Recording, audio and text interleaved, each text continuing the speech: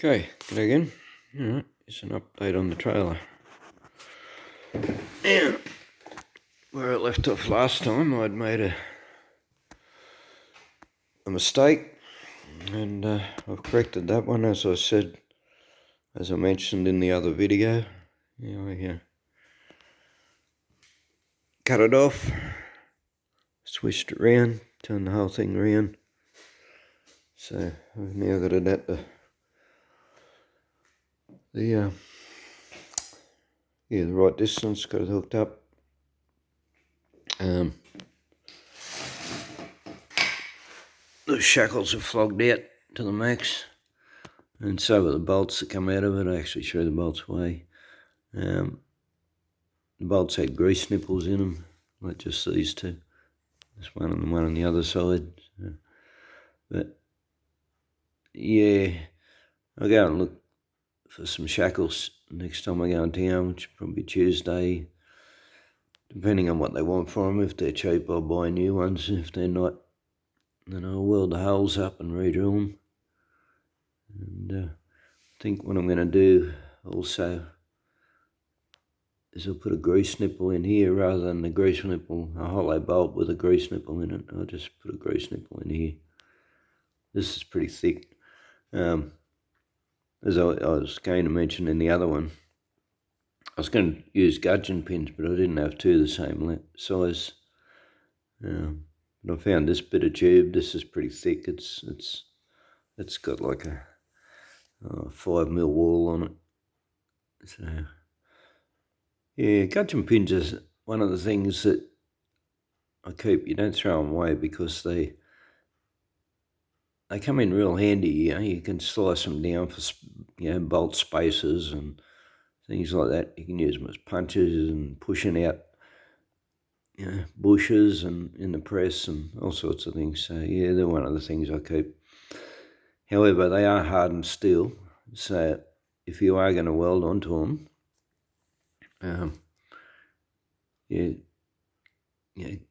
stick them in a fire or something, get them glowing like white hot, and then let them cool naturally. Take them out, put them on a rack, let them cool down over an hour or so. Don't quench them or you'll just harden them again.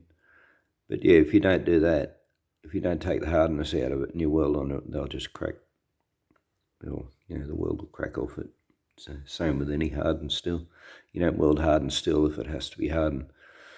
If you need to use it for some other purpose, then you take the hardness out of it first. And way I test that too, if I can mark it with a hacksaw, it's safe to weld. That's my gauge. Things like that.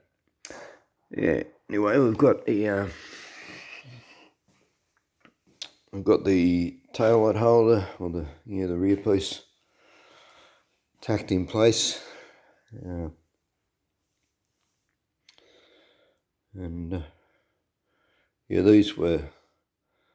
This was full width on a car trailer width trailer. This is a trailer that I made bring the Volkswagen back from Sydney. And it was made just to bolt together. It was never actually registered, but I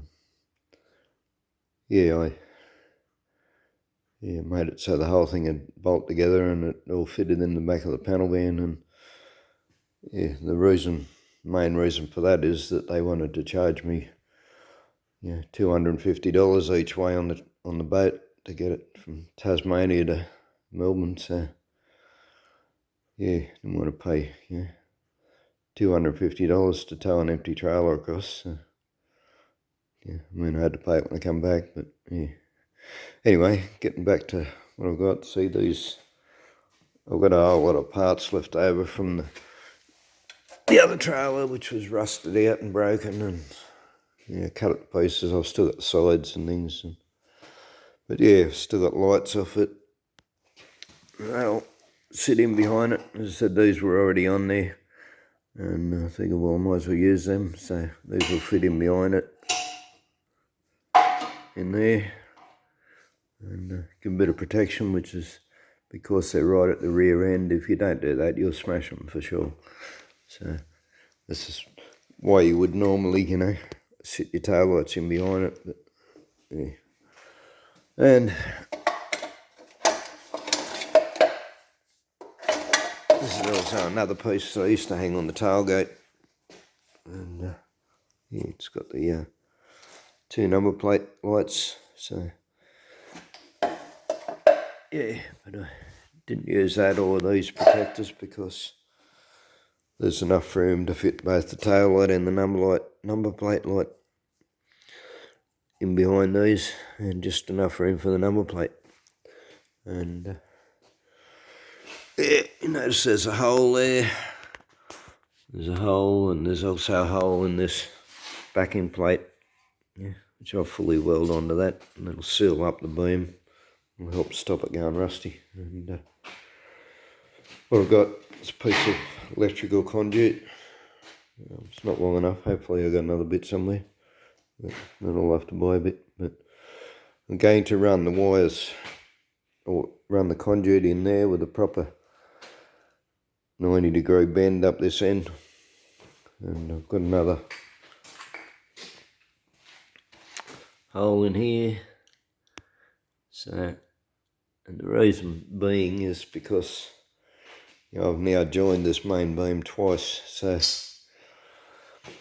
don't want the wiring running on the dags from the weld, because you can't get in there to clean them off. And yeah, if you've got sharp dags, it'll eventually wear through it and it'll short it out. So, and yeah, it's also difficult to feed wire through bars like this and try and find the hole and all that sort of stuff. So yeah, I got the conduit in there. It's easy enough to put it in there, and it's easy enough to pull it out again if I ever need to. Yeah. The reason I've made this short at the back, not run full length of the trailer, and I'm going to do this up the front again as well, is that one of the main things I want to put on here is I've got another Volkswagen shell coming, and I'm going to cut the back and the front off and join them together, like without any of the cabin, roof, anything, and make a small enclosed trailer that I can tow behind the Volkswagen. So yeah, this is another reason why I'm trying to keep this as light as I possibly can. Yeah, so that's just for an appearance thing. Like, it's already, it'll be white on the back of the Volkswagen, but yeah, not much you can do about it. You got to have the lights and number plate and everything on it. So yeah, but yeah, I've only tacked that. I'm not going to fully weld that yet because, as I said, I've got it like in line with the two parts of the frame. I've got it set up. I've measured from here to there on both sides. I've got that exactly the same. And when I tacked it, it wasn't square with the frame either, so that's why there's a screwdriver currently hanging out the bottom. That was to pull it out and make it square with the frame as well. And yeah, when I go to weld that, that'll move. Like, you could be pretty confident that'll move and go all out of measurement. I don't want to have to set it up again, so I'm just going to leave that tack now, and yeah, get these pieces here made. So get back far enough, so I'll link from that piece over to that piece. And yeah, I don't have any angle bar. I was going to go looking for some. What I normally use for angle bar is to go up the tip and get bed frames, but yeah, because of all the rubbish that's been going on the last 2 years, they won't allow you to take anything from the tip now anyway. So yeah, that's ended that resource. But yeah, bed frames are, although they're often got bent, a little bit bent. Sometimes you have to straighten them a bit, but yeah, it's a cheap source of angle bar. But anyway, what I'm going to do now is I've still got two full lengths, 2 6-foot lengths of this square tube left over. So I'm now going to cut it all the way along and make 2 pieces of angle. Or, I'll have 4 pieces of angle then, which should be good because it'll be the same width as this. I can also use it to fill in the ends. So just put that piece straight across it. This one, link them all up. Just going to use up a whole lot of cutting blades, So that's, what's that, about 1/8. 2 to 3 mil wall. So about 2, I think. So I bought another whole tin of cutting blades. This is pretty cheap. They've just gone up by $2. They used to be $15, they're now $17. But they're still a whole lot cheaper than buying them individually. Like individually, they're like $3 each. So. And these ones, dozen for $17. It's what's that like? $1.10 each or something. $1.20, I don't know, something like that. We bother working it out, but it's just over $1 each. So pretty big saving on that.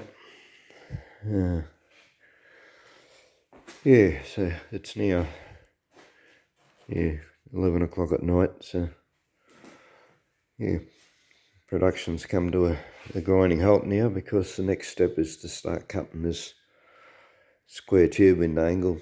And that won't be happening at 11 o'clock at night. But I got this piece done. I was going to, on my previous trailer, the coupling was welded on. I was sort of considering welding it on, and I thought, I mightn't like that at Rego. And then, I pick up the coupling. Like, this is not the one that was on my old trailer. My old trailer had a screw down one, a 60s type one. This is one I had given to me a while back. But it's got printed in it, "Do not weld." So there's obviously a reason for that. So, and I was looking at the height of it,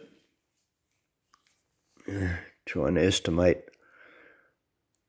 where the tow bar is on my other vehicle, which I can't actually go out and measure it because it's not here at the moment. It's in getting the diff fixed.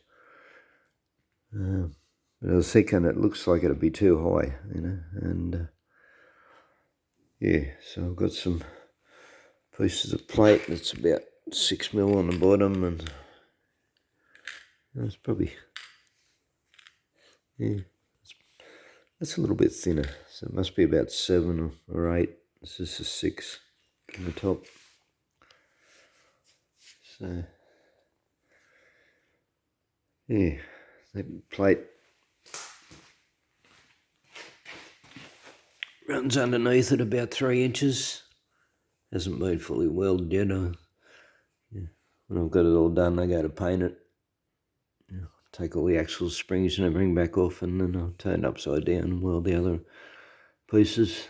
But and I'll also weld along here. I got to cut that back a bit actually, because it's close to the edge. I want this edge to be in line with the inside edge, so that you've got a V to weld into, just for strength. So I'll do all that when it's upside down. Wasn't actually going to weld the inside, but I did anyway, which was an issue because I hadn't planned to weld it. I didn't scrub the gal off it, and I've got all this splatter and shit in there, and it kept clogging up the the shroud on my welder, and yeah, it caused me problems, but yeah, a bit late to be trying to grind it off after you've already got it on there, so a bit difficult, but anyway, we got by, we got the weld in there, it's reasonable, and but yeah, we have to get in there now with a chisel or something, knock all this stags off. And that's not just for appearance, but yeah, this has got a bolt down flat onto it. So yeah, have to get rid of them dags. Because it's a tight fit too. I can fitted it in, checked it, welded this piece on, and then when I went to weld this other piece on,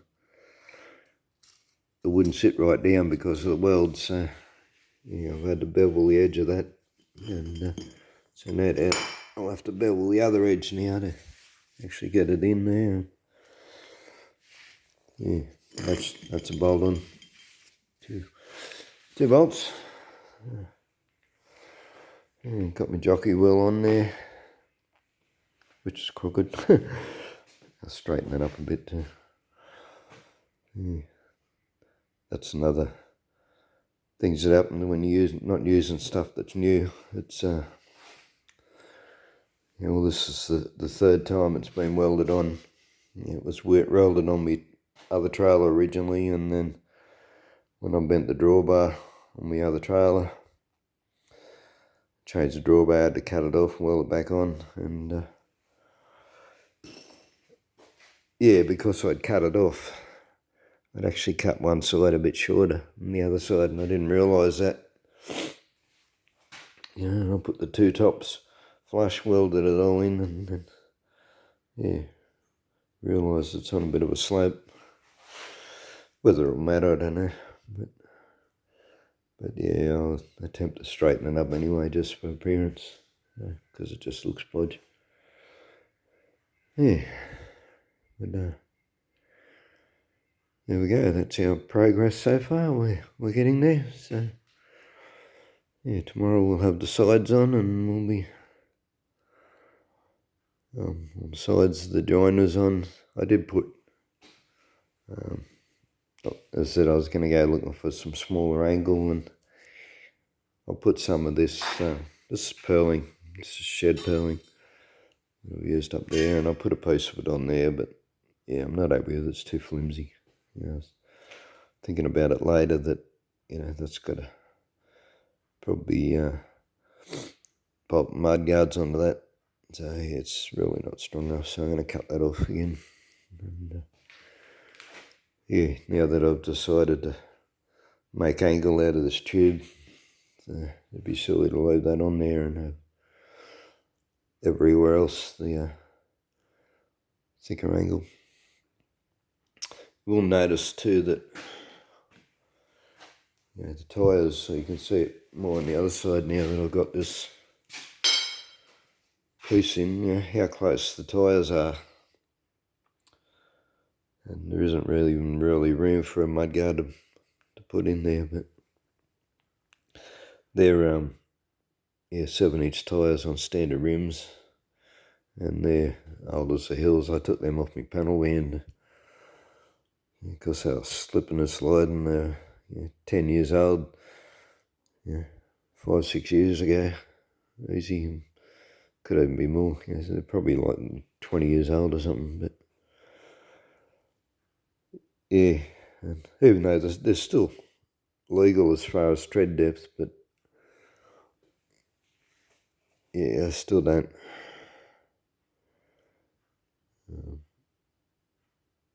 The rubber's so old, it's shiny, and if I was a rego inspector, I wouldn't pass them because you can just see straight off how old they are. So, but yeah, when I put standard tyres back on that, there'll be plenty of clearance. The other thing too is I was going to shorten this because I wanted the trailer to be the same width as a Volkswagen with the wheel track. That's because the Volkswagen's a barger and making it go up bush trails. So if you got your wheels of your trailer sticking out wider than the car, well, then you like to catch them on things. But I was going to cut the axle before I started. I actually I started cutting the axle, and then I realised that that's not a piece of tube, it's a solid bar. So yeah, as soon as I realised that, I stopped that, and then I looked at it anyway, and